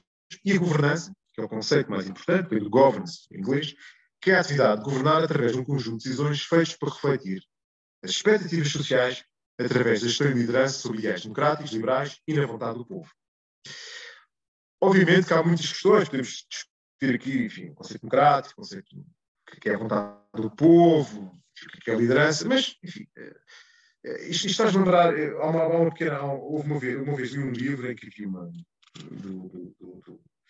em que era o João Paulo Sartre e que dialogava e estavam a discutir o bem e o mal. Enfim, a certa altura, o João Paulo Sartre já estava um bocado mal disposto, que era um existencialista, ele perguntou assim ao padre: olha, desculpa lá, o senhor sabe quando é dia e sabe quando é noite, não é? Sabe quando é dia e quando é noite. E o senhor perguntou: sim, sei, então olha, pronto, é a mesma coisa. Eu também é assim que eu sei o que é o bem e o que é o mal. Portanto, quer dizer, nós podemos relativizar as coisas, mas na essência todos nós sabemos o que é liberdade, o que é a vontade popular, o que é a vontade do povo. E sabemos muitas vezes quando é que as pessoas utilizam a vontade do povo com termos como populismo, ou quando a democracia liberal, enfim, é uma democracia que é representada através, só as maiorias é que têm direitos. Enfim, todos nós temos implicitamente, por uma questão cultural, por uma questão de princípio, as noções básicas daquilo que é correto e aquilo que é incorreto. Temos de Estado, que é importante é gerir os recursos e as pessoas, ter regras e processos e comportamentos pelos quais são interesses e os recursos administrados e o poder exercido na sociedade. É isto que é importante, é que as coisas sejam exercidas de um modo claro e transparente. E como eu digo aqui, citando Edding, apesar do seu caráter aberto e amplo, a governança diz respeito aos aspectos básicos do funcionamento da sociedade, dos sistemas políticos e sociais, e é um postulado em função da estabilidade e do desempenho de uma sociedade. Pronto, basicamente, o que importa aqui referir é que o governo, ou, enfim, neste caso, a governança, tem que ser um elemento fundamental na articulação das instituições entre elas e entre os cidadãos. Portanto, enfim, para que, e numa base de separação de poderes, acho que é o poder judicial, o executivo e legislativo, possam controlar-se mutuamente e evitar excessos. Portanto, obviamente que isto produz sempre na velha questão do mercado, dos excessos do mercado, contra o mercado, etc. Qual é a questão aqui? Muitas pessoas que dizem que a governança é importante nos estágios iniciais de desenvolvimento, eu acho que é em todos, mas eles são importantes em países, como foquei, com falta de capital, com baixa produtividade, países dependentes de monoprodutos, a posição geográfica e com falhas nas instituições. Há quem defenda que isto só se consegue superar se melhorarmos apenas só o mercado. Portanto, enfim, defende aqui a melhoria do mercado, melhoria do crescimento, e, portanto, há quem defenda só a melhoria do mercado. E, portanto, o que eles dizem é que acho que aqui é a tecla, eficiência dos mercados. Portanto, a solução é que os Estados podem garantir mercados eficientes. Diga, professor. Não. Pronto. O que eles dizem basicamente é que se garantir os direitos de propriedade, o Estado de Direito e reduzindo, enfim, consegue-se fazer o desenvolvimento, porque os investidores vêm porque acreditam, enfim, nas virtudes do mercado. Ora bem, então a governança terá que ter em linha de conta o mercado, ou seja, controlar, criar entidades que supervisionem o mercado, que evitem monopólios, que evitem abarcamentos, e, portanto, que a partir daí se consegue fazer uma acumulação e que o desenvolvimento se tornará, enfim, mais maximizado e que será possível fazer um desenvolvimento com um ritmo maior. Bom, há outros que não concordam com o mercado, eles dizem o seguinte: bom, e tem de ser mais heterodoxo, o mercado só por si não chega, porque os mercados são ineficientes, nomeadamente nos países de desenvolvimento. E mesmo com a melhor da vontade política, as causas estruturais do desenvolvimento não são combatidas com o mercado. E, portanto, isto tem a ver com, não só com a parte económica, mas também com a parte social. E, portanto, que face às limitações estruturais do mercado, requer capacidades críticas de governança para que se possa fazer uma acumulação de capital no setor privado e no setor público para garantir o crescimento da produtividade, não só do setor privado, mas também do setor público. Portanto, aqui dá-se um empenho particular a existir um setor público forte e que ajude ao desenvolvimento do país.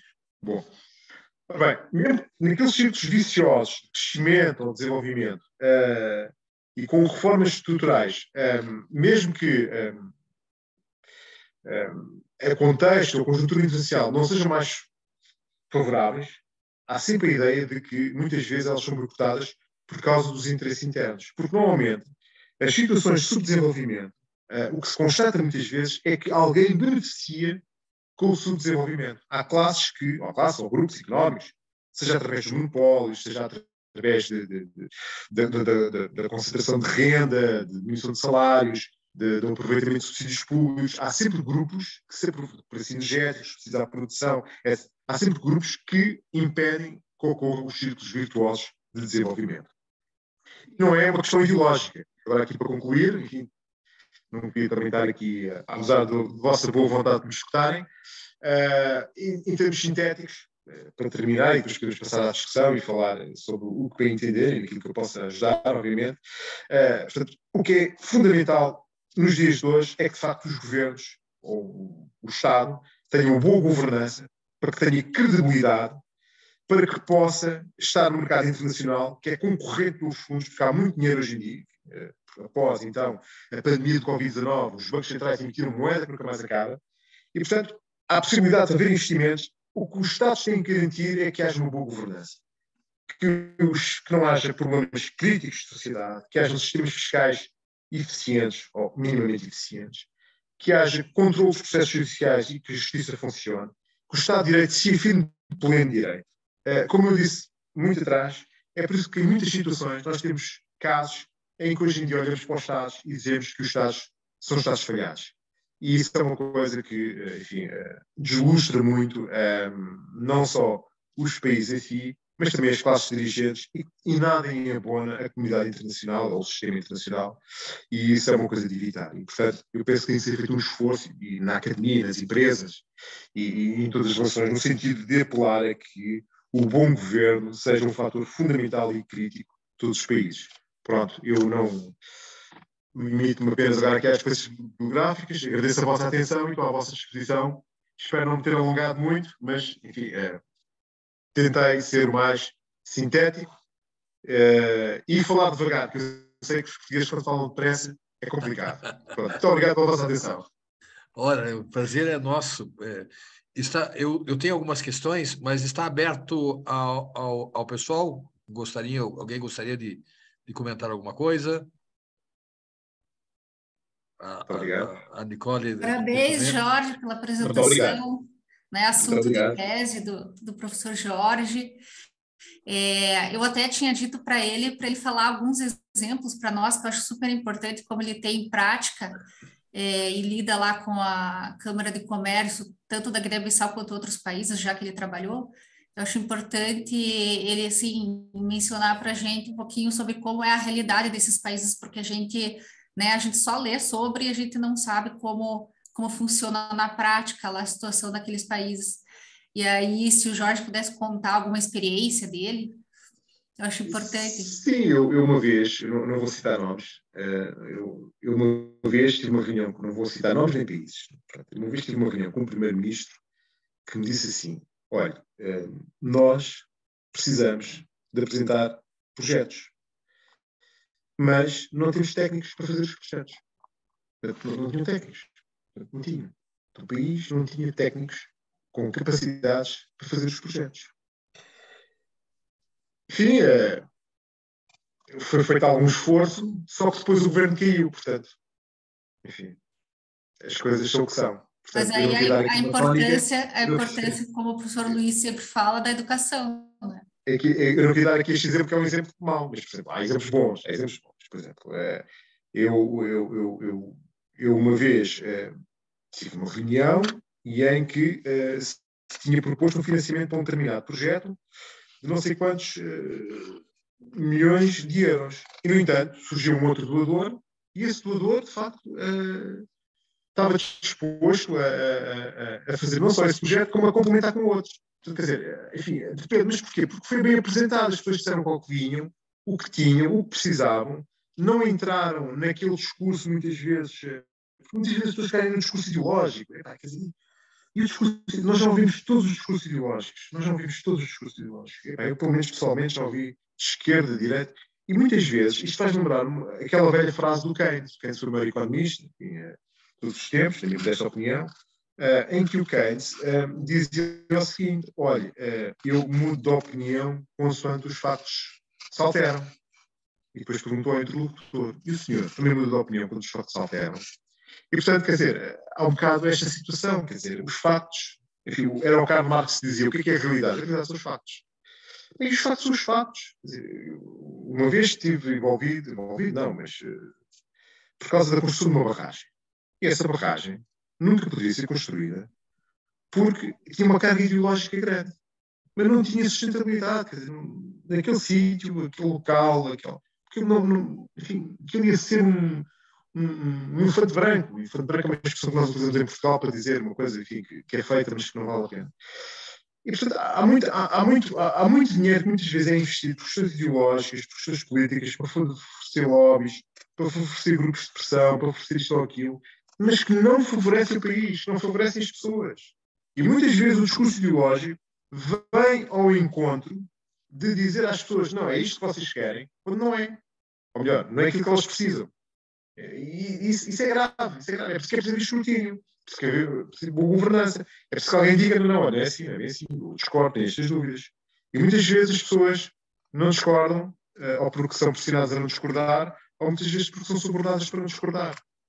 Enfim, quer dizer, não sei se no Brasil acontecem essas coisas, mas pronto.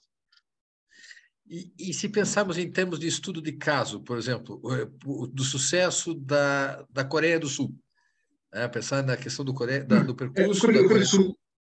A Coreia do Sul, eu tive algumas reuniões com os coreanos são pessoas muito, muito interessantes. Primeiro, nunca sei se são japoneses ou são coreanos. Há algum problema. Sei que não são chineses, mas depois não sei se são de Taiwan, ou são do Japão, ou são da Coreia.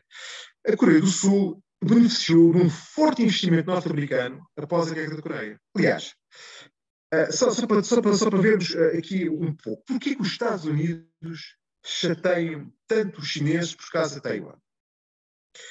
Porque em 1953, salvo erro, a Coreia do Norte invadiu a Coreia do Sul, através do paralelo. Enfim. E os americanos, obviamente, ficaram assustados. Os coreanos. E quem é que apoia a Coreia do Norte? Os chineses. E, obviamente, estamos a falar dos americanos, estamos a falar de o que é que os americanos fizeram. Então, espera aí, nós vamos só entrar na Coreia, vamos entrar na Coreia e vamos começar a chatear com Taiwan. E pronto. E aí está a explicação, porque Taiwan e a Coreia tiveram forte apoio e financiamento norte-americano e que há uma característica curiosa, que é, os americanos fizeram um processo de desenvolvimento aí, alicerçado essencialmente nas grandes famílias. Eles viram que era um povo muito tradicionalista, que é aqueles grandes grupos, o Samsung, o Mitsubishi, acho que é o Mitsubishi, o Samsung, o Mitsubishi, o Kia, são grandes famílias, que neste momento são conglomerados, e eles criaram ali empresas com estruturas verticais, que desde a produção do pneu até à produção do carro. Foi a lógica que foi seguida naquele país, na Coreia. E também, de certo modo, a Coreia também foi, diríamos que, também beneficiou muito do desenvolvimento do Japão, que está ali ao lado, não obstante, enfim, eles têm graves problemas históricos. Aliás, acho que toda a gente tem problemas históricos com o Japão, não sei porquê. E então eles beneficiaram com isso, não só do apoio norte-americano, do desenvolvimento do Japão, da situação geopolítica e de um conluio. A Coreia do Sul passa para a democracia na década de 90 e, portanto, a partir de hoje é um país, enfim, um país top, com todos os segredos. Porque a mesma questão não dá para colocar nesses termos da Grécia, né? O investimento que inicialmente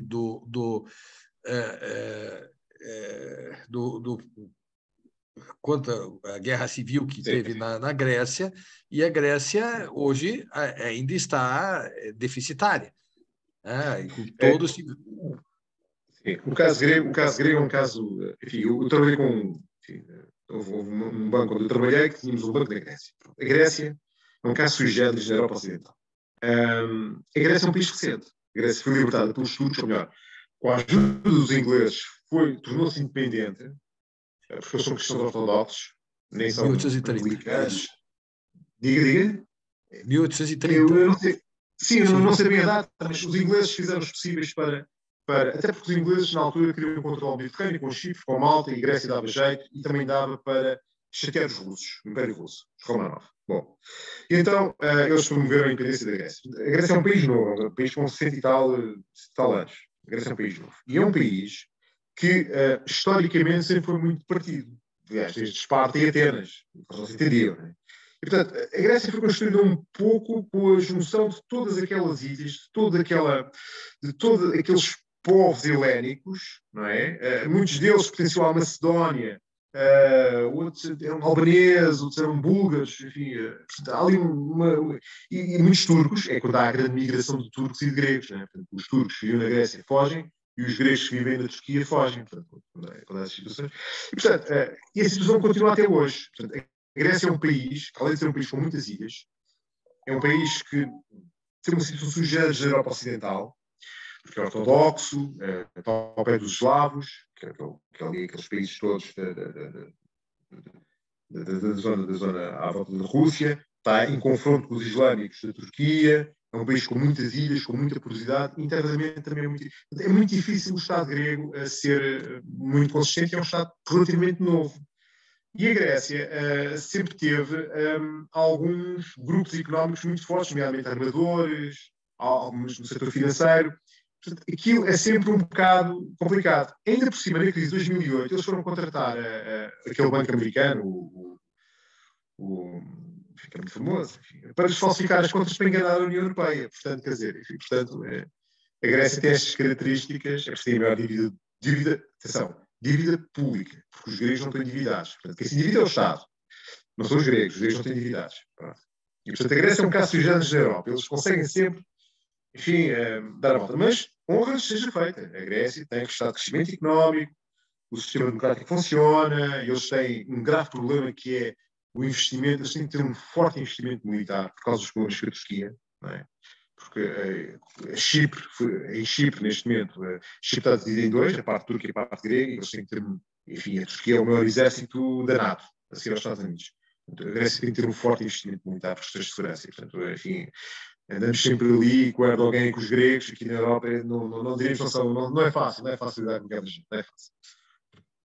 Ela acaba sendo mas são modelos curiosos. Assim, por exemplo, na questão da Argentina, que nós comentamos há pouco. A Argentina emitiu títulos da dívida pública. Quem comprou, na época, foi a Venezuela, nas crises mais recentes. A Venezuela entra em crise, aí quer vender os títulos comprados e ninguém compra, e ela faz um novo ajuste com o FMI, aí muda o governo, que a questão aqui na América do Sul é sempre pendular, como aqui está acontecendo também.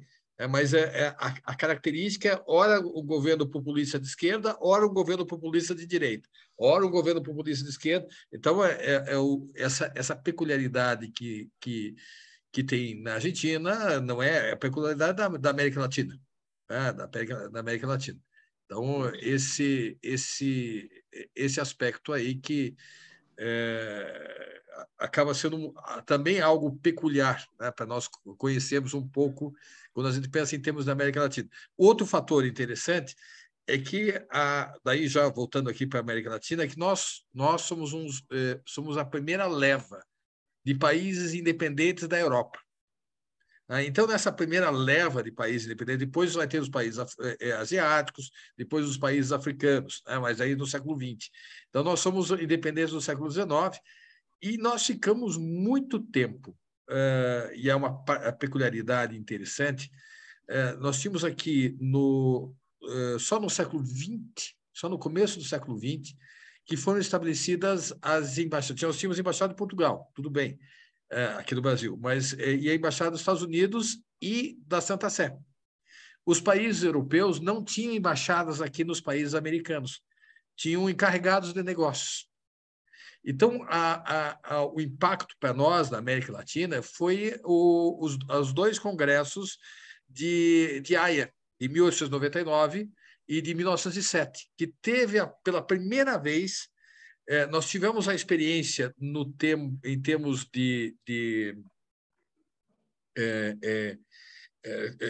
no século XIX, nós tivemos o primeiro congresso pan-americano, mas não tivemos a participação da América Latina no cenário mundial, senão no final do século XIX e no início do século XX.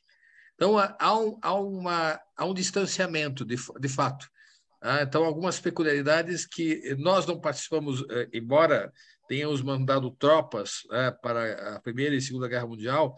A primeira foi a Marinha, na Segunda Guerra Mundial nós tivemos um corpo expedicionário brasileiro, mas nós ficamos alheios aos grandes conflitos mundiais. não é um fato do que aconteceu na Ásia. A Ásia, as questões, as pressões, os investimentos acabam sendo muito grandes. Aqui nós tivemos investimentos, tivemos grandes investimentos. O Brasil, durante muito tempo, foi entre os 3 ou 4 primeiros... Isto era outro a falar lá. O brasileiro que organizou. Opa, só um pouquinho. Entre os primeiros países de investimentos no mundo. Eu tenho até alguns artigos sobre isso que seria interessante até dividir contigo depois. E realmente fizeram diferença, mas continuamos o movimento pendular. O Brasil ainda continua nesse movimento pendular, como a América Latina de maneira geral.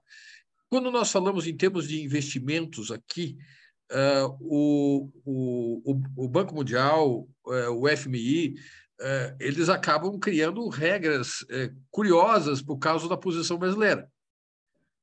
Não sei se o professor sabe, mas a questão do empréstimo em termos periódicos, em frações, se deu por causa do Brasil. Nós tínhamos sempre os planos mirabolantes, nós sabíamos que não ia dar certo, mas apresentávamos isso para o FMI, e o FMI, o que ele fazia? Ele concedia o empréstimo. Só que daí nós não observávamos isto. Aí o FMI começou a fazer de maneira condicional. Acho que era os famosos bullet, se não me engano era bullet, não é? A expressão é bullet. Acho que era bullet, se não me engano. Como? Uma expressão qualquer que definisse. Acho que os empréstimos eram revistos periodicamente, acho que a expressão isso, era bullet, mas ele foi mudado, aí passou a ser o monitoramento. E aí, como nós sempre estamos na questão pendular, o aspecto, o que acabava acontecendo? Os políticos, fora a FMI, como eu vi em Portugal, eu também, em certa ocasião, do movimento de esquerda, mas aqui no Brasil era muito comum, fora a FMI, o FMI está atrapalhando na nossa soberania, e o aspecto da soberania aqui da América Latina é muito forte. Ela é muito forte. Então, quando eu falo da questão de estudos de caso, nós temos aqui a regra da boa governança. A regra da boa governança, ela acaba sendo criada por países minimamente que pensam em termos de responsabilidade, em termos de responsabilidade para uma boa governança. Não é bem a verdade de países latino-americanos. A noção de colocar critérios que são estranhos a nós, ela é sempre um problema constante. Quando você for trabalhar, por exemplo, a tua tese é maravilhosa. Eu quero dizer de antemão que o teu tema é maravilhoso. E eu sou professor de Direito Socioeconômico, então, para mim, ela é particularmente interessante nessa análise dos países. Eu apenas gostaria de pensar, que se pensasse como é que fica o lado, particularmente da América Latina e particularmente da América do Sul, neste contexto, a necessidade de nós nos adequarmos, como fizeram os coreanos, ou adaptarmos a novas realidades, como essas alternativas, como o professor bem citou, a respeito desse novo banco do Sudoeste Asiático, né? Uma experiência que se contrapõe aos países do centro. Então, não é que eu quero colocar um discurso esse velho discurso, não, mas são realidades que devem ser pensadas, né? Realidades que devem ser pensadas. Como pensar a América Latina, mais propriamente a América do Sul, neste contexto? Nós temos o contexto é nosso, nós criamos as regras, né, os países do centro, na questão de investimentos, mas nem sempre as questões vão se adequar. Nós estamos com problemas na Argentina neste momento, em que ela não vai cumprir os requisitos colocados, que ela mesma colocou, mas que era o governo anterior, para o FMI. Ela não vai obedecer. Então, nós temos novos problemas. É o ressurgimento de velhas fendas que nunca vão ser solucionadas se não tiver um novo tipo de diálogo. Esse que é o grande problema. Eu gostaria de algumas considerações suas. Bom, muito obrigado pelas suas... São extremamente desafiantes. O seu comentário é extremamente interessante e acutilante, de facto. Relativamente, enfim, a realidade...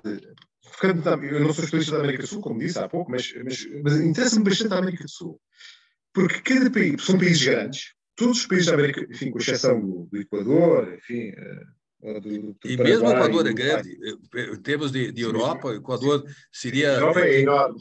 É enorme. Mas os grandes, que é o Chile, a Argentina, o Brasil, a Venezuela, a Colômbia, a Bolívia, o Peru, esses países, cada um deles é uma realidade completamente distinta. Uma realidade completamente distinta. São países, eu não conheço muito bem, como disse, mas por aquilo que eu observo são realidades completamente distintas. E a mim o que me deixa mais estupefacto é a quantidade, eu sou um observador externo, portanto, enfim, tenho as limitações e não sou um especialista na área, é a quantidade e nota muito importante, Portugal também não é exemplo para ninguém. Portanto, Portugal, enfim, tem uma história, enfim, valha-me Deus. É a quantidade de erros que são cometidos pelas classes dirigentes que governam esses países e que os erros continuam a acumular. Eu lembro-me do caso da Venezuela. Portugal tem uma grande comunidade de portugueses na Venezuela e de luso-descendentes. E eu lembro-me que o nível sofrível de governação que a Venezuela tinha antes da ascensão daquele general que morreu, como é que se chamava? Não Maduro, é o anterior, o Chávez, antes do Chávez. A Venezuela é dos países mais ricos do mundo, com recursos naturais mais ricos do mundo. Tinha uma população com um nível cultural e educativo bom. E tinha petróleo, das maiores reservas de petróleo do mundo. Numa economia global que vive do petróleo. Como é que os governantes, antes da ascensão do Chávez, cometiam aqueles erros, a corrupção, a falta de rigor nas instituições? Porque nós em Portugal sabíamos, temos lá a maior comunidade, temos perto de 800 mil, 1 milhão de portugueses e luso-descendentes na Venezuela. Como é que era possível aquilo acontecer à vista de toda a gente? E nada acontecia, nada se passava. Enfim, como eu disse, Portugal é um bom exemplo. Nós temos ainda muito normalmente o sul da Europa é muito complicado. Enfim, as instituições, enfim, nós temos problemas de combate à corrupção, há de instituições, enfim, ao compadrio, enfim, um problema complicadíssimo. Porque isso, como eu disse há pouco, enriquece alguns, não enriquece o país, não cria processos de desenvolvimento sustentável. E o caso venezuelano, para mim, depois levou à ascensão de um caudilho que é o Chávez. Essa tendência. E eu acho que o problema das sociedades na América do Sul é o fraco peso da sociedade civil, das instituições da sociedade civil, por um lado, a facilidade com que as oligarquias conseguem se articular de modo a que dominam sempre o resultado final das coisas. E isso cria a tendência para virem os caudilhos de esquerda, no caso dos Chaves, ou os caudilhos de direita. Não é? E nós sabemos que isso acaba sempre mal. Quer dizer, historicamente, enfim, não há nenhum exemplo bom disso. E eu acho que no caso do Brasil em concreto, eu acho que o Brasil tem 17 Estados federais, não é? 17 Estados federais. E eu penso que o que era importante era, enfim... a classe política, a classe empresarial, a classe académica, dizerem que há espaço para todos, de extrema-direita, de extrema-esquerda, populistas, isto ou aquilo, mas todos têm que cumprir as regras democráticas, de distribuição de rendimento e fiscalidade. Portanto, um caso que eu acho importante, que é a fiscalidade no Brasil.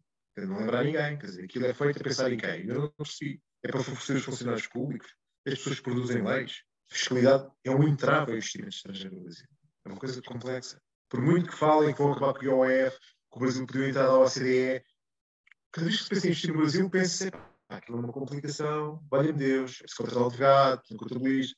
Portanto, quer dizer, estas coisas que são impeditivas de acesso ao mercado, de qualquer pessoa ter capacidade enfim, de dizer que não, e isso a América do Sul tem muito, quer dizer, não valoriza muito o aspecto do cidadão, acho eu. E eu acho que aqui também há uma questão, há aqui uma questão que eu vou sempre buscar, que é aquela velha questão do Max Weber que tem a ver um bocado com a ética protestante e a ética católica. Mas aí que está, mas aí que está. Acho que é um bocado aquela procura. Repara, há uma grande diferença que é, por exemplo, o desenvolvimento dos Estados Unidos e do Brasil. Não é? Mas aí é a estrutura da sociedade, você tem razão. Mas talvez no teu tema, se me permite a sugestão, você dê uma olhada na CEPAL. Trabalhe com a perspectiva da CEPAL. CEPAL. Você vai olhar o site da CEPAL, vai ter várias obras, 50 anos do pensamento cepalino, você consegue em PDF. E aí você consegue um pouco para entender, porque tanto que acabou sendo criada exatamente para a América do Sul e Caribe, para o desenvolvimento. E aí você vai entender algumas questões que passa a ser interessante. Esses dados, aqui nós temos uma veia mais, por exemplo, tem uma obra chamada Veias Abertas da América Latina, que é uma perspectiva interessante. Há outras obras, Os Donos do Poder, do Raimundo Faoro, a formação, as obras de Caio Prado, que também são interessantes para você, eu não sei qual que é a tua pergunta, mas se você quer aplicar, eu vi o tema, mas se você quer aplicar essa realidade na América Latina, você tem que passar pelo pensamento cepalino. E vale a pena você... Esse site da CEPAL, ele é extraordinário. Ele é extraordinário. Só relativamente a outra coisa, que é relativamente aos outros países da América do Sul, também há uma coisa que eu noto, que são países muito fechados. São países que, e você ficou isso, foi a América do Sul só ter embaixadas, enfim, do século XX. Portanto, eu acho que tem que haver um esforço, e eu acho que esta nova geração de brasileiros está a fazer esse esforço, que é de ir ao encontro do mundo. Eu acho que os países da América Latina ficaram muito fechados neles próprios. Aliás, acho que é uma tendência do continente, porque os Estados Unidos, de vez em quando, desde a administração Trump, também quer se fechar. E é impossível. Nós deixámos a economia linear para a economia circular e deixámos um mundo tecnológico para o mundo digital. Portanto, hoje em dia estamos todos ligados. Estamos todos em aldeia. Isto é uma aldeia global. Eu acho que os países da América do Sul deveriam apostar mais em ir ao encontro do outro mundo. Portanto, serem de casa. Não é? Serem de casa. Eu percebo que um país continental como o Brasil, enfim, a coisa não é fácil. Não é? Na Europa são os países pequenos, estamos aqui todos juntos, portanto é fácil uma pessoa ir a Roma, ir a Madrid, a Lisboa, enfim, a Nicole sabe isso perfeitamente. Agora, no Brasil será mais complexo, mas é um esforço. Eu acho que é importante.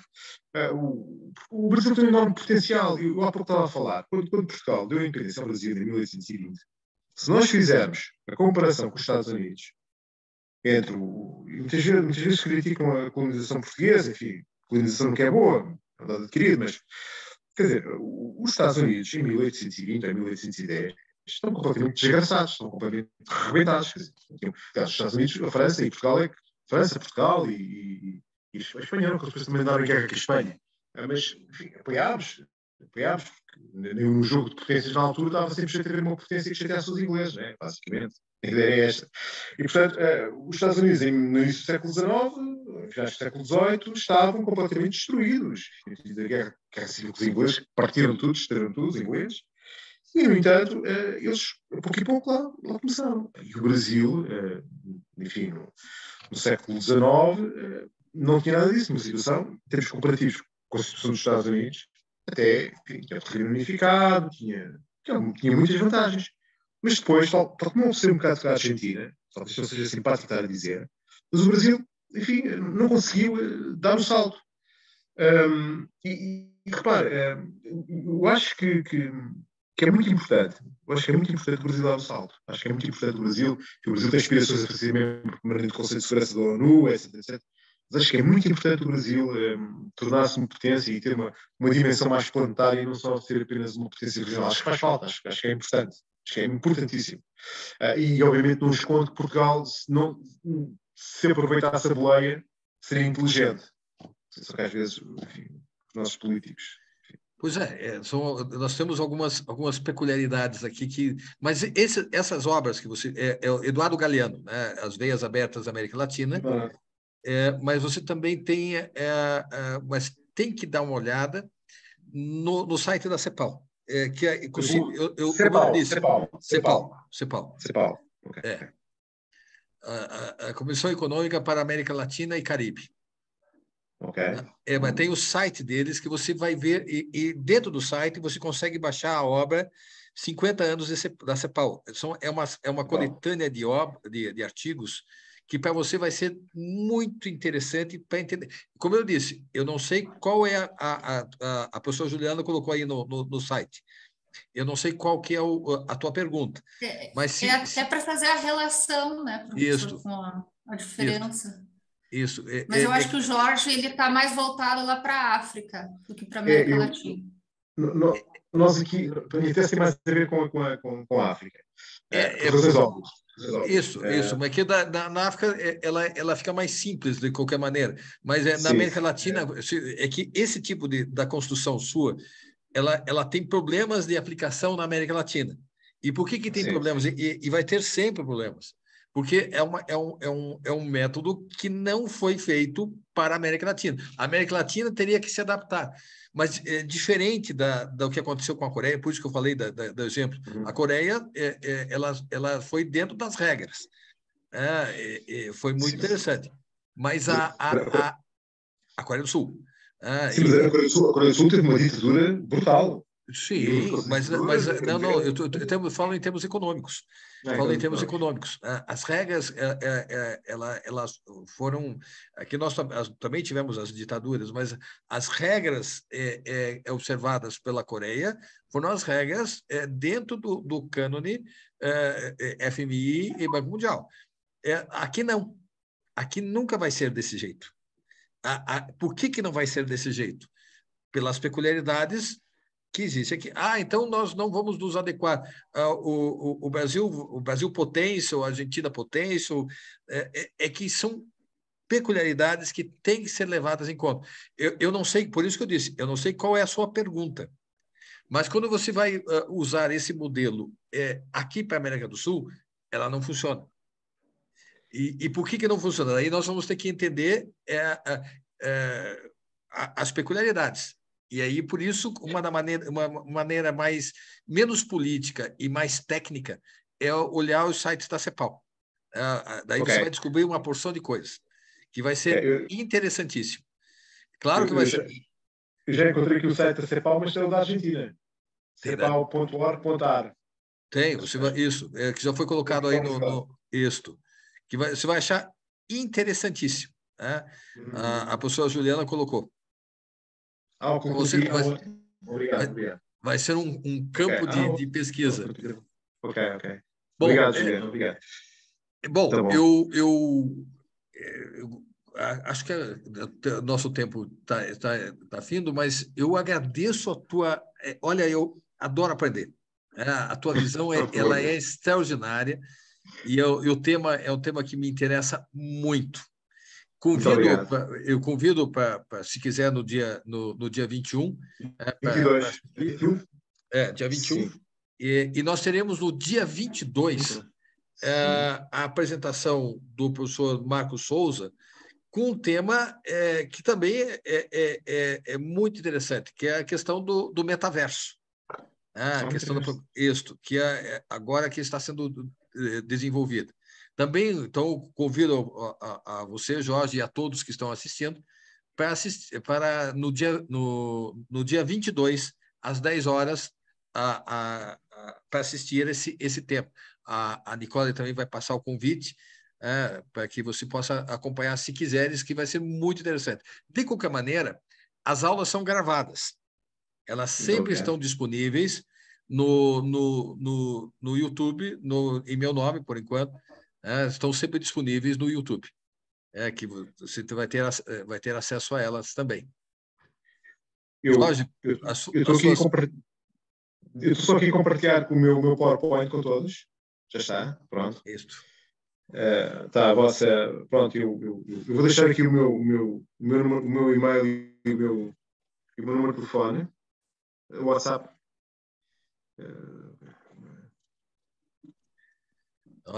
Isto.